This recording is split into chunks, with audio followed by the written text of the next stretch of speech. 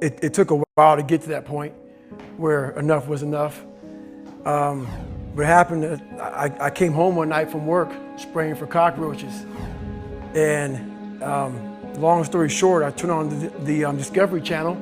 I saw some guys going through Navy SEAL training. And they were going through Hell Week and they were getting their ass just beat. You know, in and out of the water, guys ringing the bell. They were suffering. And I was weighing like 297 pounds. And I had to make a change in my life. I wasn't going anywhere. And I was exactly what everybody said I was going to be, which was nothing. I came from a horrible background. I got called nigger every day of my life growing up, lived in a small town. The Klan headquarters at that time was about 20 minutes from where I lived. One of the high ups in the KKK, son, sat behind me in 2 classes, so he called me nigger all the time. Got my first car, they spray painted nigger, we're gonna kill you on it. So I was just an insecure, scared kid. And the only way I could find myself was through putting myself through the worst thing possible. One time this person drew a picture of me and said, we're gonna kill you nigger on my Spanish notebook. And I took it to my principal. And my principal said, they spelled nigger Niger. That was the best advice he can give me. So long story short, what I realized was no one was here to help me. And the feeling I had every morning, I started shaving my head when I was 16 years old. And the feeling I had every morning, I looked in the mirror, was horrible. And I didn't want to feel like that anymore. And how I felt was a kid going nowhere, a kid that was scared. And most kids will accept that and look for help. But the best thing that happened to me, no one helped me. No one felt sorry for me. I had to figure out I wasn't going to be a punk kid all my life. So the only way I could turn it around was to suffer. I had to build calluses in my brain the same way I built calluses on my hands. So I broke the Guinness Book of World Records for pull-ups a long time ago, but I failed at it twice. And I did 67,000 pull-ups in trying to break this record. So to do 4,030 pull-ups, I had to do 67,000 for training for that. Wow. And so what I realized is for me to become the man I wanted to become, I saw myself as the weakest person God ever created. But I never blamed God for anything he did to me. So I wanted to change that to be the hardest man ever created. Am I that? I don't know, but you had to have a goal. And my goal when I was sitting there, not going to school, being bullied, having no self-esteem, my goal was the only person that's gonna turn this person around is me. The only way I can turn it around is put myself through the worst things possible a human being can ever endure. And that'd be the only way that I can build this brain to handle anything that comes in front of it, callousing my mind through pain and suffering.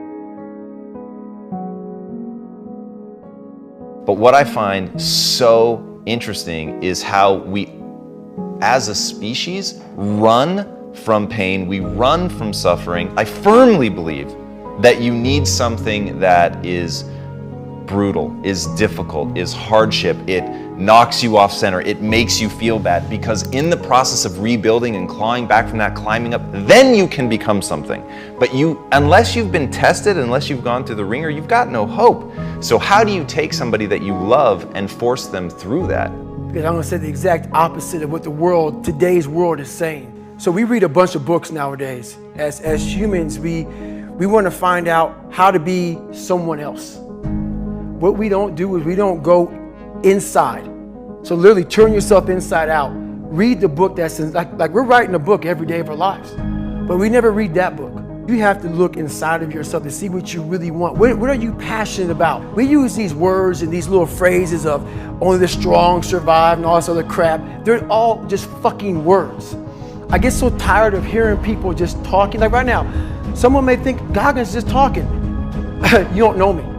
So when I speak from passion, I speak from experience, I speak from suffering. The only way I believe, and this is my experience in life, the only way you're ever going to get to the other side of this journey is you have got to suffer to grow. To grow, you must suffer. And some people will get it and some people won't. But they have to see what their journey is to start their journey. Several people live to be 100 years old, and they have great lives, and they have great kids. Their kids go to college and all sorts of stuff. But somewhere in their life, there was a point where they had a decision to make. They can go left or right on this path. Left was the easy route. Right was the hard route. A lot of people take the easy route. And they had a good life that way, but the better life was going to the right side. And you may have 20 years of pain and suffering to get past it, but a lot of us die never truly starting our journey. You gotta start your journey. It may suck, but it will come out the other side where you're coasting. Every day, we're seeing who we are as people. When I was growing up, I lied for people to accept me because I didn't accept myself. So I would make up stories so then you would accept me into your world. I would, everything I did was for someone else to like me. It wasn't until I started reading my own book about how pathetic I was as a human being. I could blame my dad, I could blame kids at school, I could blame having health issues, ADD, my mom not being around. I could blame a lot of people. And that's the book I was reading. And I put it off on everybody else. It wasn't until I said, you know what, for me to fix this, I gotta read what the fuck is wrong with David Goggins. Not blame anybody. Read my book and say, okay, I'm afraid of my shadow. How can I overcome that? Go in the military, get your ass kicked, do things you hate to do, be uncomfortable every fucking day of your life. Roger that. I'm not the smartest kid in the world. Okay. Instead of somebody saying, oh no, you're smart. No, don't say that to yourself. I said to myself, no, I'm a dumb motherfucker. Okay, roger that. How you get smarter? Educate yourself. So the things that we run from the truth. We're running from the truth, man. So the only way I became successful was going towards the truth. As painful and as brutal as it is, it changed me. It allowed me to become, in my own right, who I am today. I knew nothing about ultra marathons. I hadn't even run a marathon. I knew nothing about this world. So I Googled the top 10 hardest races in the world. And what comes up is a Badwater 135. It's a 135-mile race through Death Valley in the summertime. I thought it was a race where you run like 20 miles, set up camp, barbecue outside, and then go run some more the next day. So I called the race director up at the race and said, hey, Chris, his name is Chris Costman, I want to do your race. I hadn't put running shoes on in over a year. I was a big time power lifter. I lifted weights heavy. That's what I did. I just got back home from Iraq, went straight to free fall school, and then this happened. So I called Chris Costman up on a Wednesday. He says, look, man, the only way you can qualify for my race is to run 100 miles at one time in 24 hours or less. And he said, if you qualify by running 100 miles or less in 24 hours, I will consider you my race. I'm gonna cut to the chase. I signed up for this race. It's called the San Diego One Day, where you run around a 1 mile track for 24 hours to see how many miles you can get. My goal was 100 miles. So I got to mile 70 and I cleared 70 miles in like 12, 13 hours pretty quickly. But I was done. My feet were broken. I was stress fractures, shin splints, muscles were tearing. I was in bad shape. I was eating Ritz crackers and drinking Mileplex. That's all I had. No water, didn't know what the hell I was doing out there. So I sat down at mile 70, and at this time I was married. And I look at my wife and I was like, I'm messed up bad. So I literally start to turn white. Here I am, I'm all fucked up in this chair.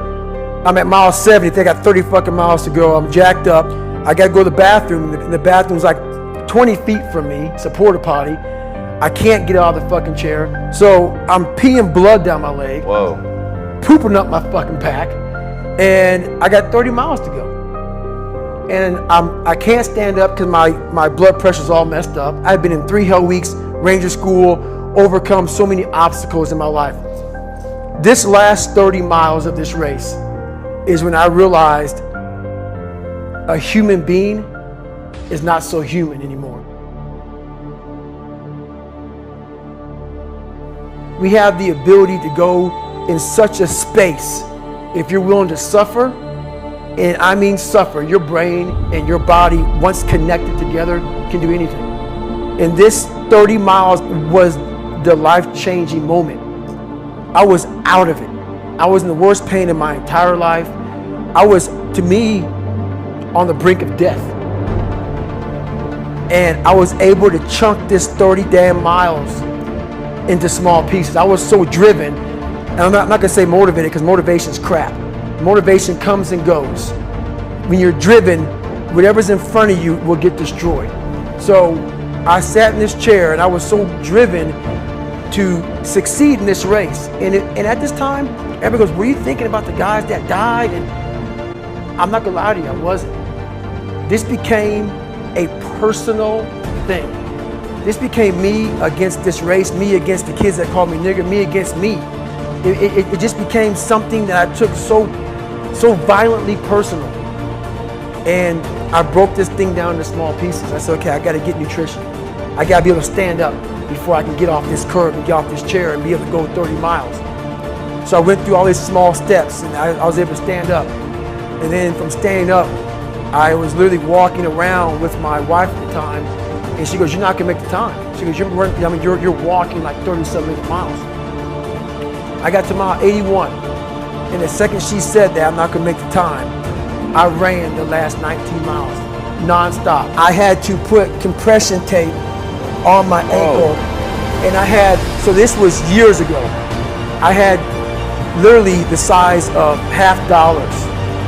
I had to get compression tape, and I taped up my ankles and I taped up my feet, and that's how I got through that race. Like, my shins hurt so bad from having stress fractures that the only way I could continue on was I taped it so I wasn't doing the flexor motion that activates your shins. So I taped my ankles and my shins up, and I got that from because in my third hell week they weren't gonna let me go back through training anymore. Right. So I literally went through all of BUDS, my last SEAL training, with stretch fractures and shin splints. And how I did it was I would tape my ankles all the way up to my calf every morning. So for the first hour, the pain was excruciating. But what happened is my feet would get numb. And I did that every single day for 6 months. People may listen to this and say, this guy is sadistic, he's crazy.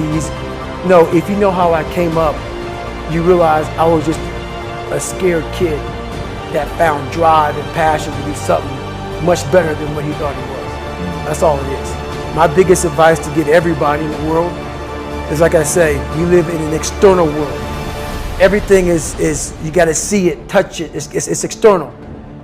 If you can, for the rest of your life, live inside of yourself, stop listening to people who are calling you fat, gay, transsexual, nigger, everything that makes no sense. All these insecure people putting their insecurities on you, you gotta flush it out.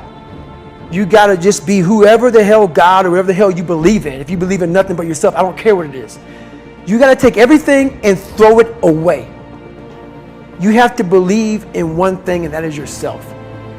And I'm not saying don't believe in God or what you believe in, but right now, for you to find greatness in yourself, you're not gonna find it by looking in a book or by even hearing me. I may give you the spark, but you've got to go inside yourself to find it. And that means you gotta be quiet. Shut the fuck up, go in a room, stop talking, search your soul, search your mind, search your abilities, and you'll find it. But if you're not looking for it, you won't find it. So you gotta go start your journey. And the journey starts with you finding, why the hell am I here on this planet Earth? Why am I here? And if you don't know that, you will live the rest of your life searching, always asking the question, why? Cookie jar is something that I've made up of all the failures of my life, all the things